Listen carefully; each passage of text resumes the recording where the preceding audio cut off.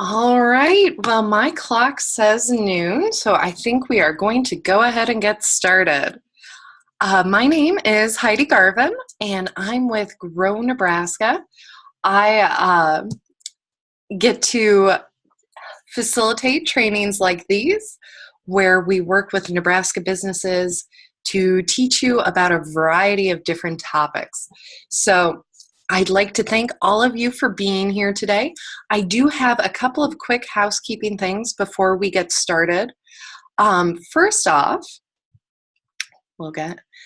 if you enjoy this training, I would like to invite all of you to check out our upcoming trainings. We are getting all of these on the website. We have trainings coming up throughout the year. On the third Thursday of every single month, they are always free and open to the public. Next month is going to be Ben Williamson from Invest Nebraska. So if you are looking at getting angel investors to invest in your business, this would be a great training for you. We also have our annual Market Tech Conference coming up in Kearney, Nebraska on March 15th. This is going to be at the Eunice Conference Center, and we're super excited about this. We are bringing in some big name speakers. Our 2018 keynote is going to be Jen Herman from Jen's Trends. She's going to be talking about Instagram and Facebook. We're also flying in a Google trainer from Texas, Maria Elena Duran. We're super excited about her. She even has an interactive session where you can bring in your laptop and she will show you then and there how you can make sure your business is coming up in search results.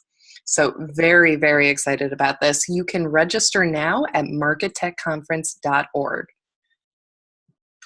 We also, for the Grow Nebraska members on the call, have an exclusive training coming up on February 2nd.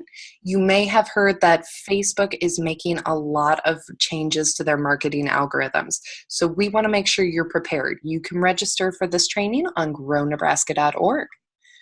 You're also invited, everybody, this is free and open to the public, to the Nebraska State Capitol on January 24th from 11:30 to 1:30 p.m. for our annual Grow Nebraska Showcase. So we'll be in room 1023. This is a great opportunity to rub shoulders with your representatives and to learn about innovative Nebraska businesses. One of our partners also submitted an opportunity that I want to tell you about. So we have a free lunch and learn coming up. It's from the Entrepreneurs Education Collaborative, and it's going to be all about the Nebraska Advantage Micro Enterprise Tax Credit Act. So if you're looking to get up to $10,000 in tax credits, make sure you register for this. Also, quick plug, we are super excited. 2018 marks Grow Nebraska's 20th year of serving Nebraska businesses. So we do invite you to celebrate that with us. We will be having celebrations going on throughout the year, so you can watch for those on grownebraska.org. We also have free shipping on orders of $75 and more through January 31st, so that's coming up pretty quickly here. So if you go to buynebraska.com, you can check out the largest selection of Nebraska items online. And get free shipping. All right. And then I believe, I'm going to check and see here, I think we have Mandy on the line. Mandy, I'm going to see if you are muted. I'm going to try and unmute you here.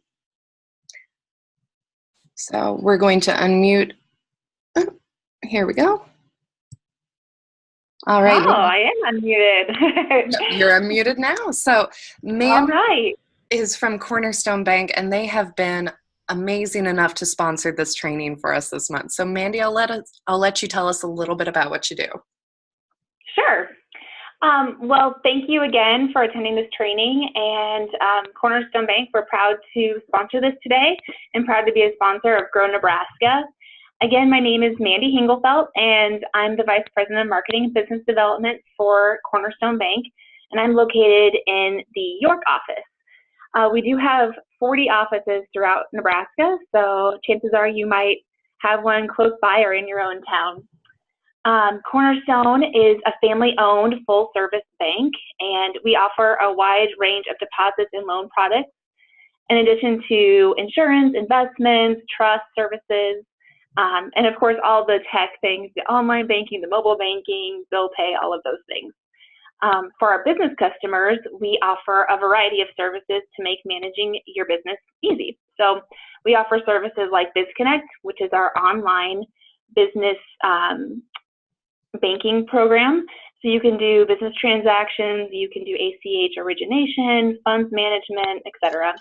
And we also offer merchant card processing and remote deposit to make your funds available to your business faster. If you have questions about any of those items, we'd love to help you out, so please contact us. You can find the Cornerstone near you at cornerstoneconnect.com. And with that, I just want to thank you again for attending this training and supporting Grow Nebraska. Thank you so much, Mandy. And Mandy has been amazing enough. She's actually provided me with a little handout that I will be emailing to all of you following this training. Along with, we'll have a link to that website, so if you didn't get it written down, you'll be able to click on that in the email that you get at the end of this training. So now, the reason we are all here, our free training on getting your game on with Husker licensing. So we have Lonna Henrichs on the line from UNL Athletics.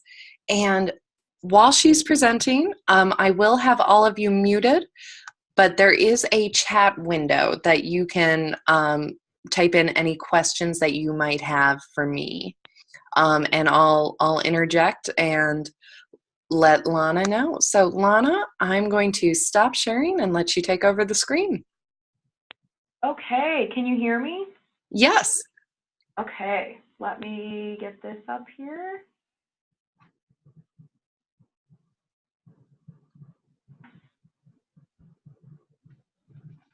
Okay, well, good afternoon, everybody. Like Heidi said, my name is Lonna Henrichs. I'm the Director of Licensing and Branding for the University of Nebraska Athletic Department. Want to thank everybody for signing up today for the webinar, and I hope today's presentation can sort of provide you all with a little insight into what my office does, as well as some insight into the trademark law and licensing world. Okay, so let's start. Everyone likes to start with a mission statement. I'm going to let you guys go ahead and read that on your own while I explain how it relates to what we do in the licensing and branding office. So my staff, it is comprised of me, myself, and I'm a department of one here in the athletic department. I do, however, have 2 interns who are both law students of the law school here at UNL. They are very helpful. So my staff and I spend a lot of time managing the use of the university's trademarks. So basically, by being selective in who we allow to use our marks, we ensure that the university's integrity and imagery are being protected, while obviously striving to have a consistent stream of revenue coming in, but then also promoting our brand locally as well as nationally. So most universities are going to use what we call a licensing agent. And we here at Nebraska use a company called IMG College Licensing. I'm going to further call them IMGCL throughout this presentation. And they're our licensing agent who assists us day in and day out with most of our daily routine. They represent actually over 200 of the nation's top colleges, universities. They represent bowl games, athletic conferences. They even actually represent the Heisman Trophy as well as the NCAA. So IMGCL does take a cut of our royalties, but they do provide us with assistance in brand protection, brand management, brand development, and then again, they also work with us to push our products out locally and nationally. So why are we in licensing? Why does the university even want to license our product? What is it? So licensing is the process of leasing a legally protected entity where we can ensure the legal protection of our symbols. So for example, the iconic Nebraska N, Herbie Husker, the script Huskers, the word Nebraska, it can go on and on. These are all trademarks that the university uses to promote our brand. And we license these images and words to protect them legally from infringement and from misuse. So our name, any likeness, any logo, any designer, any of, combination of those are all licensed by the university and protected by my office. We do enter into contractual agreements, so there's two people in the agreement. There's the licensor, which is the owner or the agent of the property, so that would be us, the university. And then there's going to be the licensee, so they're the renter of the rights, who are usually the, the manufacturer of some sort of good. And as of today, which could change at any time, Nebraska has roughly around 438 licensees to date. So some trademark basics. So the general purpose of these contracts that we enter into with licensees is really to avoid any sort of unfair competition. So the university should and does protect its interests in its images and logos.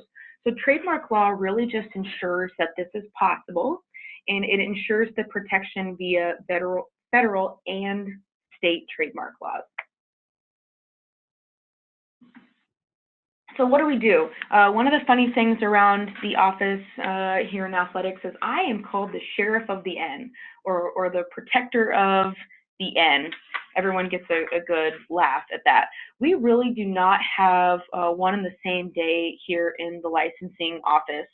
I could do any combination of the listed activities that you see on this slide, but first and foremost, we really want to just promote the university's brand. And I, in my department, get to do that by licensed goods. So we ensure that the licensees are promoting our brand correctly and that we're building strong relationships with our retailers, with our sponsors, and with the national media.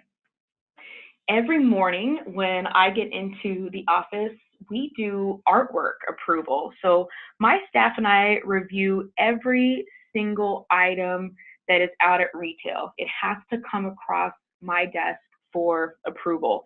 And what we're really looking for is that the logo is being used correctly, that there's a circle R, say, next to the N to show federal registration, or that there's a TM next to certain items to identify that it's state registered. We make sure that color combinations are being used correctly. Are they using the right Pantone color of our red, or the correct Pantone color of our scarlet and cream? And then just make sure that all the designs are up to par with our branding guidelines. There are obviously some designs that come through that we have to work with our licensees on. If we feel that some designs might not be portraying the university's ideals, then we have to ask those licensees to either change that design or they just can't submit it at all. So enforcement, we're going to talk a lot about enforcement today, but just kind of a little overview. We scour the web day in and day out. We scour Instagram, Facebook, Amazon, you name it, and we are constantly looking for infringing items on our trademarks. So we'll normally just contact these platforms directly. So, we have an avenue where we can contact Facebook directly and report any sort of fraudulent activity. Then we'll also, if there are contact information, we'll also file that communication with the infringing party.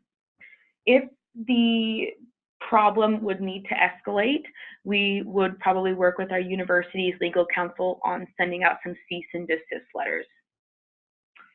Compliance. We have a compliance office here at the university, and what they do is identify and report any potential NCAA issues that might come up. So while we're scouring the internet, if we were to find anything that we felt might violate or put our student athletes in a situation, then we would definitely work with our compliance office to help them with that. So licensing and retail strategy. Everyone is always asking me, well, how can we sell more product? How can we sell more money? Well, here is where I work to market our product.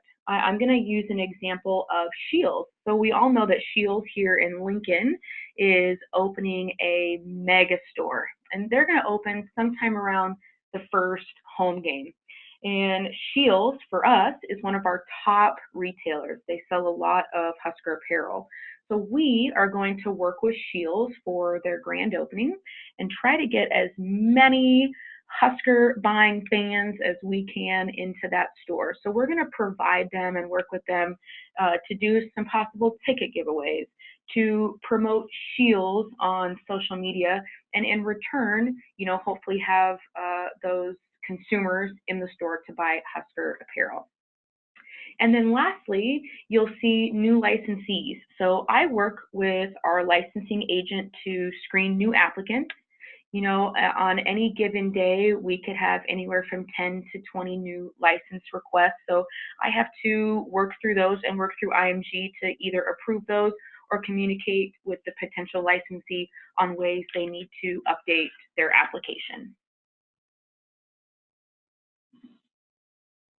So again, why are we in the business? Why do we, even do this?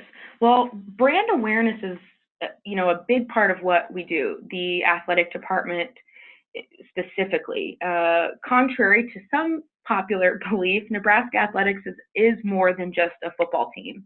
And so we do need to work every day to make sure that our consumers and our fans know that. So here in the licensing department, to be specific, we look to add licensees who can add value to our brand while also, working to differentiate our products and our brands from other universities. So by partnering with different licensees, we can actually extend our brand to a variety of products and different markets without us personally having to invest in creating those extensions.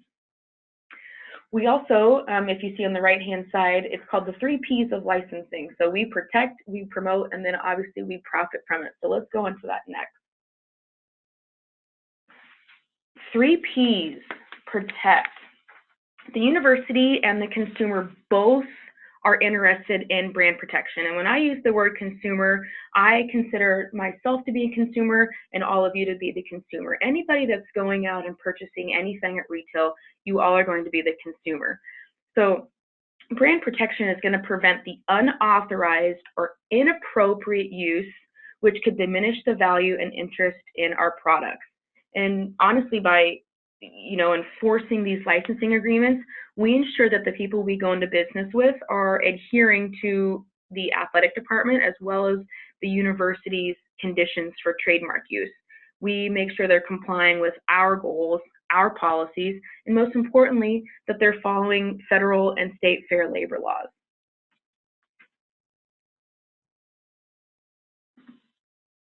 So protect. So we also work to make sure that, as you can see on the right-hand side, that counterfeit product and infringing material is not on the market for long or not on the market at all. So even items that are what I would call confusingly similar to university marks also infringe on our trademarks and violate trademark law. I'm going to go a little more in depth into likelihood of confusion. It's a pretty big deal here in our office. It's something that we deal with every day. But what I like to tell people is what's important to remember is that a company or us, for example, the university, we're more than just the name, University of Nebraska. We're more than just a logo, the red N, or symbols or anything. Those are placeholders. So these placeholders represent our values. They represent our promise to the fans, to the student athletes. They represent our standards, which we, as the fans or the consumers, all depend on. So protecting these trademarks is really less about protecting the mark, but it's protecting what the mark represents. I always like to use the example for people that if someone were to come up to you and they hand you an iced coffee in what appears to be a Starbucks cup, you would expect a certain level of quality from that coffee, especially if you love your iced coffee, which I do. However, if the coffee's not the real deal, it's bitter, it's cold, you name it, you may come to associate Starbucks with this inconsistent good or service. So translation to me would mean you might take your business somewhere else that isn't Starbucks, even if that cup of iced coffee you drank wasn't from Starbucks. So if there is a potential likelihood of confusing the consumer between my mark and someone else's, then that's where we run into a huge problem. So what is my office protecting every day? We protect our trademarks, and this is just a small list. We'll get into kind of a larger list on the next slide, but it is words and images like Nebraska, Cornhuskers, Huskers, University of Nebraska, Go Big Red, logos such as our iconic Herbie or Little Red. We also protect like our fight songs. We protect the stadium or university images, and then most importantly, we also protect our student athletes. These next two slides are going to come directly out of our brand guide. I can certainly email or mail some brand guides to anybody that would be interested in them. But as you can see on the left-hand side, it's the iconic Nebraska N. On the right-hand side, you're going to see what we call our secondary logos or our word marks. So at the top, it was what we call the Husker script. And then moving on down, you've got Cornhuskers, Huskers, Nebraska, and then our state marks. Next page, on the left-hand side, these are just other registered trademarks. Again, you'll see the iconic black shirts logo, all of our mascot logos. You'll even see here in the university seal, we also protect that as well. Another program that we run, which you'll see on the left-hand side, and hopefully you guys can read this, but I'm going to read it to you. It's our College Vault program. It's pretty big to us. It says, legacies live on, rituals grow richer, traditions take root, and true fandom never goes out of style. School pride passes on from generation to generation, and the purpose of the College Vault is to give new life to retired logos, icons, and images of Nebraska. I'm pretty proud of this program. Again, as I mentioned, these logos are retired. We don't use them as much, but tradition never dies. And so our fans really love our old, I call him Fat Herbie. He's really good at retail. And so we do allow anywhere from 6 to 8 licensees to be a part of our special program where they can use these College Vault marks. One thing I want to talk about, some of you guys might not be aware, but up until just 2016, the university actually used to have 2 primary logos. The one on the left that you'll see, we used to call that the academic N, and that's what the university side used as their primary mark. And then the mark on the right is what was called the athletic N, and that's what we here in athletics used. But before Mr. Harvey Perlman left, he put a team in charge to create one brand, one logo. And so that's what we did in 2016. And we have now moved to kind of a digitally optimized version of the athletic N. And with this move, UNL became the 3rd Big Ten university to have a single icon, and we joined the likes of the University of Michigan and Michigan State University. So student-athlete protection. I'm going to read this straight from the slide because I think this is one of the most important slides in the whole presentation. The NCAA bylaw, it's 12.5.3, it prohibits a commercial agency from selling items that include a student athlete's name, image, or likeness, and from compensating student athletes for expressed or implied endorsement. So as you can see, we all, trust me, we all love Raising Cane's here. It was just a oops, but a few years ago, Alonzo Moore stood with an employee at Raising Cane's and they tweeted it out, and it was an implied endorsement by a student athlete of Raising Cane's. So we quickly just had to get a hold of them. They took the tweet down, and no harm, no foul, but it did have to be taken care of. And then as you'll see, the other 3 pictures, these are some items that were on Amazon last year, where companies are taking the first or the last name or the entire name of current student athletes and putting that on a t-shirt and then making money off of those student athletes. So we just have to be very diligent in working with the compliance office so that we don't run into any sort of violation in NCAA rules that could result in any of our student athletes or coaches becoming ineligible. So brand protection, again, I just wanted to throw some numbers out at you guys. Since 2007, I have actually only been with the athletic department since 2012, but we have sent out around 450 cease and desist letters since 2007. Most of the time, these cease and desists are complied with very quickly. The issue is resolved without any sort of legal action, and it's just a no harm, no foul. But there are some bigger issues, that might result in some legal action or us requesting some sort of compensation or damages resulting from the producer not paying the university a royalty for the use. So this next slide is what I want everyone as a consumer to look for when you are out shopping for, maybe it's an NFL item, it doesn't matter, as long as it's licensed. Please look out for these items, specifically the one on the right. That's going to be a hang tag that if you're going to go out and buy any sort of apparel, you want to make sure you look at those hang tags and that hang tag is on the item that you're looking to purchase. That right there is going to be your first sign that the item is officially licensed. The one in the middle, that's going to be a hologram, and you'll see that there is a letter and then numbers that follow that. Every individual item has its own barcode, and that hologram can be scanned and then sent back to us, and we can find out, who the licensee was, where it was manufactured, where it was, maybe the manufacturer was in China or Pakistan. I mean, we can take it all the way back to what factory in China made that item. So let's keep going with the 3 Ps. So promote. Whether we are promoting the national championship volleyball team, whether it's the football team, or in my case, the licensing department, we try to take the same approach and use the same voice when doing this. So when promoting our licensed products to the public, we use all of the same social media platforms that you do: Facebook, Instagram, Twitter.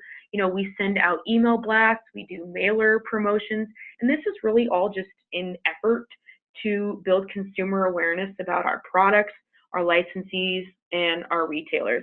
And like I mentioned with Shields, we work with our top local licensees and providing them with some giveaways or free tickets just to help get customers in their doors and in their stores. Profit. It's what we're all here for, right? Protection and the promotion of our products leads directly to profit for the athletic department. All royalty dollars brought in by my department are used to fund the Student Athlete Experience Fund. We do take a percentage of the retail value of the licensed product. And as you can see on the slide, last fiscal year in 16-17, our licensees reported over $27 million in licensed Husker items in 1 year, which for us resulted in a little over $3.7 million in royalties. And trust me, it takes a lot of money to feed these growing football players. So common infringement. Before I start, I want everyone to know that anything that you see on this page, it is not licensed. These either are items that people are not aware are infringing, or unfortunately are intentionally infringing upon. Some of the most common things that we see that people infringe on are things like door signs, the abbreviation of Go Big Red, which would be GBR, the use of NU or UN or UNL. and really any sort of variation of our primary mark. One thing to keep in mind is that color is really important and is protected under trademark law. The university actually owns extremely strong trademark rights in our red, black, and white color schemes. Several court decisions have actually reinforced this notion that schools can be protected as that colors, can be protected as trademarks, and that courts have held that designs that include school colors and references to collegiate institutions infringe upon that institution's rights. So anytime that you're out and about and you might see, a variation of RN or the words Nebraska in red and white, make sure to check for those holograms or for those hang tags. Some things I like to tell people is if you notice that shirt in the upper left corner, let's say that exact shirt was out somewhere and it was in blue and gold. Now, I'm pretty sure our state flag has blue and gold in it. If you wanted to use the word Nebraska in blue and gold, I probably, as the consumer, would believe that you are representing the state as a whole. Or let's say you wanted to make that shirt and put it in green and yellow, really signifying some sort of agriculture. Again, me as the consumer, I would probably be led to believe that you are not representing the university. But as soon as you dive into our protected red, white, and black colors, that's where the infringement would come in. And then lastly, I always ask people, well, how are you advertising your product? Are you stating that, it can be worn for Husker football game day or at a Nebraska volleyball game? If so, again, that's leading the consumer to believe that you're selling them licensed product, which is really not the case. So again, that would result in a trademark infringement. Now, this next slide I'm going to show you, it's going to look very similar, but this next page is all licensed products. So again, I just want to reiterate, the biggest part of my job is protecting not only our marks, but protecting the consumer. So licensed material examples.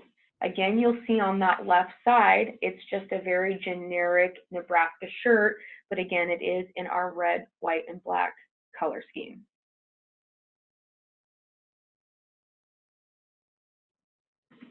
So speaking of generic items, many licensees will make generic items containing only the word Nebraska, like you see in that water bottle, and they'll make it in non-athletic colors.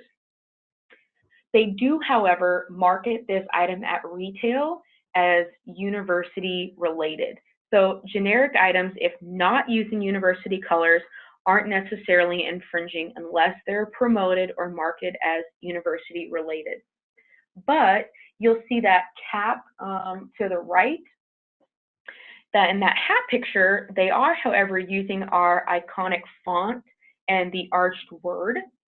So while it might not be in athletic colors, they are using our font and our arched word mark, so they would need to be licensed.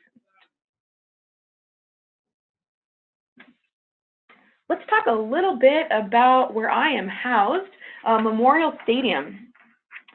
So if you plan to use an image of the outside of the stadium that contains our mark on it, you must be licensed. The stadium is a public building. We all love it. It's iconic to the state of Nebraska, to the city of Lincoln. You are more than welcome to take pictures of the outside of the stadium, obviously for personal use, and even for personal gain if you so wish, as long as you're selling prints of the stadium that do not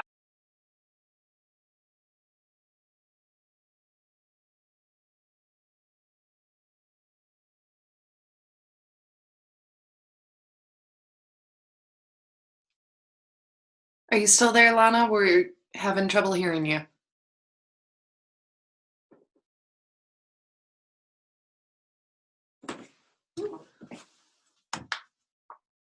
We're having trouble hearing you, Lonna.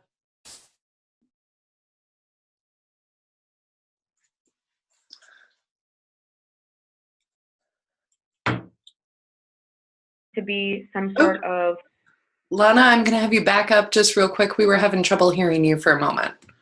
Oh, how to become licensed. So I was saying that the first thing that I do when I have somebody come into my office, or they give me a call on the phone, or they shoot me an email, the first question I usually ask is this venture going to be a full-time business, or is this going to be some sort of hobby, workout in the garage on the weekends? And the reason I ask that is because, as you can imagine, we have a large number of licensee inquiries every month. And if we were to license everyone, I would venture to guess we would be in the realm of 5,000 licensees, at this point. So we do have to be diligent on who we license. And so, if becoming licensed is just for a weekend hobby, it probably is not financially beneficial to either party, to grant a license. So second, research the 3 types of licenses that we offer. We offer a local, a standard, or an internal campus supplier, which I'll go into detail on those on the next slide. And then you must visit our licensing agent's website, www.clc.com, and then to apply for the license, it's apply.clc.com. You'll want to compile all of your documents that you ask for. And the biggest items that I personally look for when I am approving a licensee is the marketing and the distribution plans. So I want to know that you have a plan for selling your product. And I want to know that you've already vetted out your product to retailers and you've established some interest, and even better, maybe you've already got some purchase orders in place for your product. So once you submit your application through IMGCL, they first are going to review all the documents, and then they supply me with a recommendation, and then I would finally make that call on whether or not to grant the license. And this entire process can take, anywhere from 8 to 10 weeks. So our 3 types of licenses, and I believe that Heidi had sent out to all of you this license type quick reference guide. So that will go into more depth what I'm going to talk about now, but if you guys have any questions on that, please let me know. So the first type of license that we offer is what's called an internal campus supplier license. And this is really for companies that wish to produce for on-campus groups or on-campus departments, or for us here at the athletic department. The products that are made, they cannot be resold or used for fundraising events by the departments or on-campus groups. And it is going to be a $100 non-refundable fee to apply for that license. The second license that we have is our local license, and this is going to be what applies to most of you all with Grow Nebraska. So this is going to be for Nebraska-based companies, or if you are out of the state of Nebraska and you are an alumnus of the university, this would also apply to you. And again, this is going to be a $100 non-refundable fee for that license. And then the last license that we offer, it's our most common license that we offer, and it's standard. And this is going to be for companies with very extensive production and distribution capabilities, aka Adidas as an example. They're going to have nationwide and maybe even international sales. And this is going to be a $1,000 non-refundable application fee for that as well. So if you are approved for a license, if you're approved, you will only be granted rights to certain products or categories. So as an example, let's say you apply for a license to make, wooden door hangs, and you are granted that license. Well, you are only going to be allowed to use our trademarks on door hangs.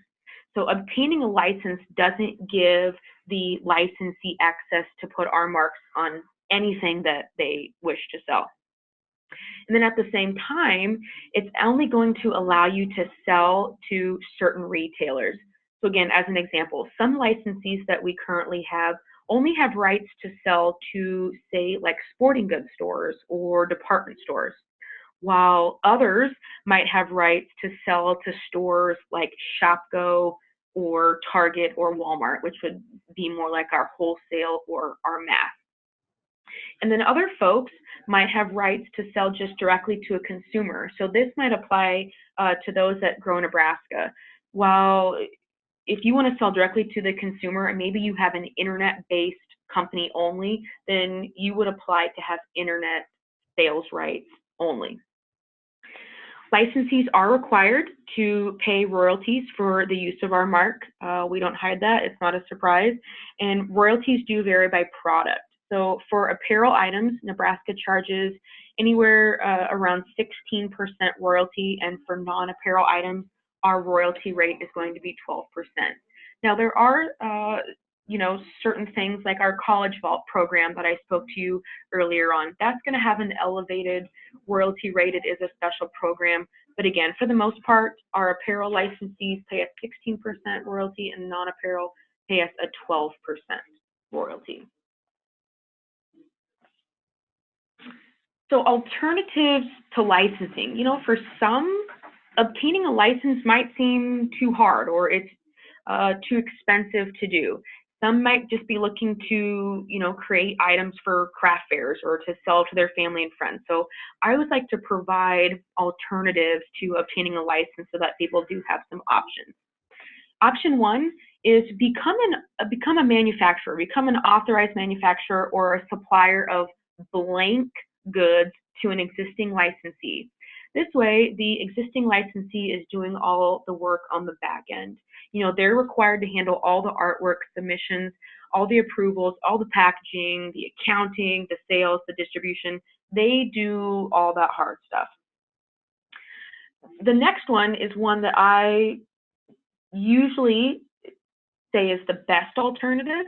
Establish sales of your product non-collegiately. So establish sales of your non-collegiate products with retailers that do carry collegiate products. See how it sells in their store. And then, maybe after a year or 6 months, you could reapply with a stronger application. You're going to have established sales numbers and an established distribution plan.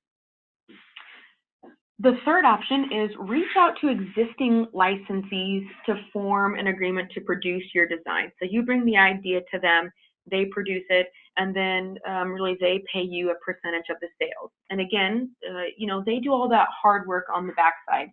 So they do all the artwork approvals, the packaging, the accounting, sales, and distribution. And then lastly, you are more than welcome to make items using our trademarks, just as long as they are gifts for family and friends, and the items would not be for sale.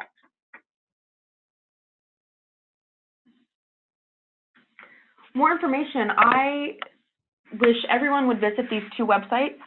We've worked really hard on the one on the left.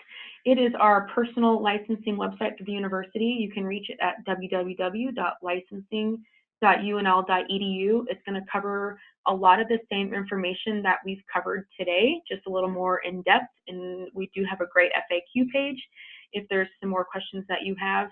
And then the one on the right is IMGCL's website, and that can be reached again at www.clc.com.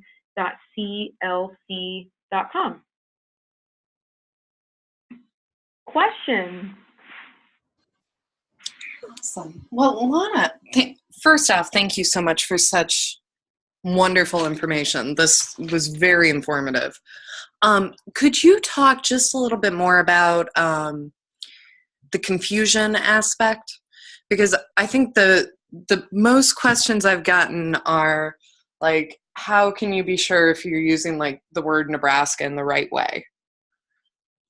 Yeah, I think you just have to ask yourself again, when you are making the item and you are putting it out for sale to the consumer, are you leading the consumer to believe that they're purchasing an item that represents the university? Are you, I use the word trading off of the university's goodwill. So again, I think you just have to ask yourself, do I want my consumer to believe that they are purchasing an item that represents the athletic department or the university? Got it. And we did get a question here. What are the most common reasons that a license would get revoked, or what would what do you see most often? One of the biggest reasons that a license would get revoked, I guess there's probably two big reasons. You know, obviously one, they don't pay their royalties, or two, I have revoked a few licenses for licensees that don't submit their artwork. So, you know, we scour the web quite a bit, and let's just say I'm on Amazon and I see that a licensee is selling some apparel that I know that I have not approved. Uh, they would definitely, you know, get a stern talking to, and if it happens to be the second or third offense, then they would definitely lose their license. You know, lastly, we do, you know, we're a state school. We adhere to and follow very strict labor laws, and so you know, that goes and extends to the factories that are outside of the U.S. that are making the bare garments. Those factories and those licensees have to use factories that adhere to those labor laws, and if they're not, then that would also, you know, result in the license being revoked. Got it. We did get another question as well. What is the time length for purchasing a license, and how long is it good for? Yeah, it can take anywhere from 8 to 10 weeks to get granted a license, and then licenses are renewed on a yearly basis. There's some licensees, like we have an exclusive with a licensee. They're called Knights Apparel, and they are allowed to sell to Walmart, and that is the only company that can sell Nebraska apparel to Walmart. Again, that's why we call it an exclusive. With them, because of the exclusive, we are on a 5-year deal with them. But outside of any sort of exclusive, it's just a year to year.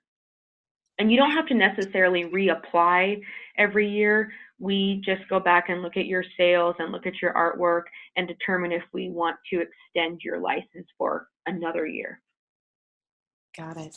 Now, what if somebody is purchasing, the example given in the question submitted is fabric that, say, has like the Husker N on it, and then they use it to make a new product and resell it. What are the regulations there? Yeah, if you were, okay, so I'm going to try to think. Like, let's take Joann's fabric, okay? So Joann's fabric buys the fabric from our licensee, and they're called Fabrique, and they make our fabric.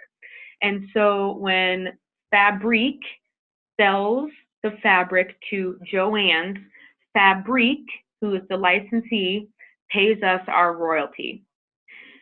So we are getting royalty dollars on the sale of the good.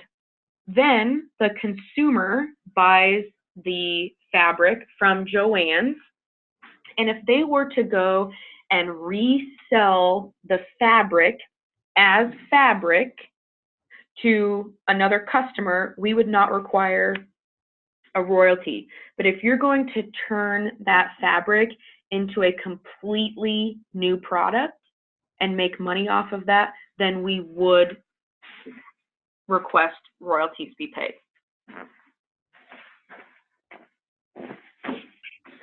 Got it. Thank you. That's actually a question we hear a lot. So, all right. So yeah, I mean, if you were a fabric dealer and you went and bought a ton of fabric and then, you know, essentially turn yourself into another Joann's fabric store and resold the fabric at a higher rate, you know, that's fine because you're selling the same item.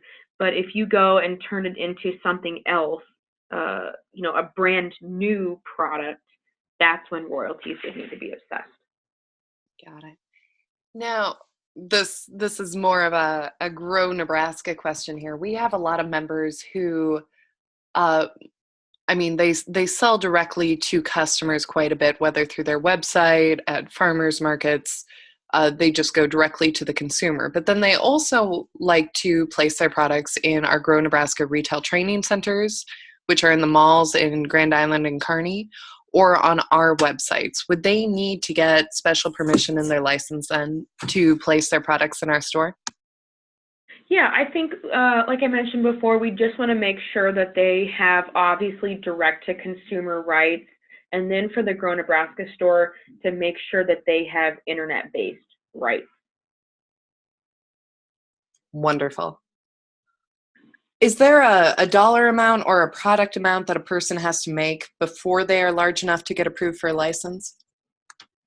There isn't.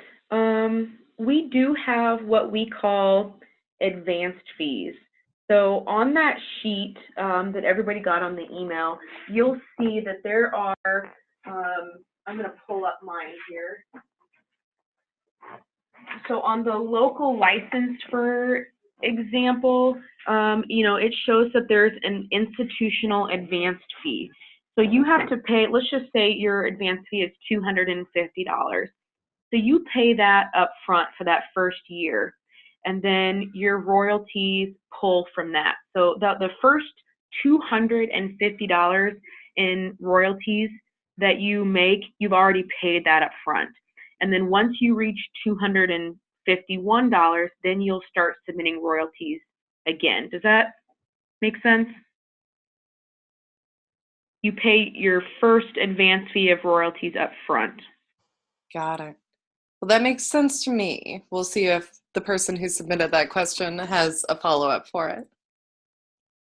We do have a question that's been submitted that kind of goes back to what we were talking about with the fabric. Yes. If a person buys a jewelry part, say like a necklace pendant, and it's licensed, but then they add it to like an actual chain and resell it, does that need to be licensed by the one reselling it? No. Okay, perfect. But let's you go to Joann's and you get, you can buy like charms that aren't necessarily licensed, but that are letters. And you go out and buy all the letters for the words Nebraska Cornhuskers. And then you make a bracelet that says Nebraska Cornhuskers and you try to sell that, then that would need to be licensed. Got it. Follow up from the question about the licensing levels. Yeah. If a business does not make $250, should they not worry about a license? Should they not even try to get one? Yeah, again, I think that goes back to where it's like, is this a hobby business or is this a day-to-day, day in and day out business? If your company is not making $250 a year, you probably would not be approved for a license. Got it. If you sell wholesale to a boutique and they market it as Husker's apparel, but you as a maker did not market it to them in that way, is that okay? Should you handle it differently? I would make sure, well, it's kind of a twofold question. So first and foremost, the boutique's going to probably receive a cease and desist letter. And then secondly, from past experience, the boutique is then going to place blame on the manufacturer. So just to cover, everyone's backside, I would just make sure that the boutique that you're selling to is also adhering to the same rules and regulations that you as the manufacturer would have to adhere to. Wonderful. All right. Well, I'm going to do one more final call for questions in the chat. Lonna, if it's all right with you, I will also be sending out contact information for your office following the call. Yes, absolutely. I tell everybody I would much rather, inform and take questions on the front end than have to be, contacting people on the back end and letting them know that there was an infringement. So I welcome any questions. Awesome. And we did get one more follow-up. Can just a football emblem be applied to an item and resold, or does that require to be licensed? Nope. Let's just say I have a lot of boutiques that sell like just a shirt that might say game day on it, and it has a football. There's really not much that I can do because let's just say they make the words game day in red and they use a football. Well, here in Lincoln, for example, we have a high school, Lincoln High, and they're red. So, you could be selling this item for Lincoln High School. So if you make something as generic as game day with a football on it, you should be fine. And if the state of Nebraska is printed in red, is that okay? Yes. Okay. Wonderful. Well, we are getting a lot of people chiming in on chat saying to thank you for the information. Absolutely. I appreciate this opportunity. Yeah, thank you so much, Lonna. A big shout out again to our sponsor, Cornerstone Bank. And thank you all who joined us to attend. So I will be sending out a follow-up email here with a survey, and the recording of this will be live shortly. So thank you so much, Lonna. Thank you. Everyone have a great weekend. Yeah, have a great day. Okay, bye-bye. Bye. Bye.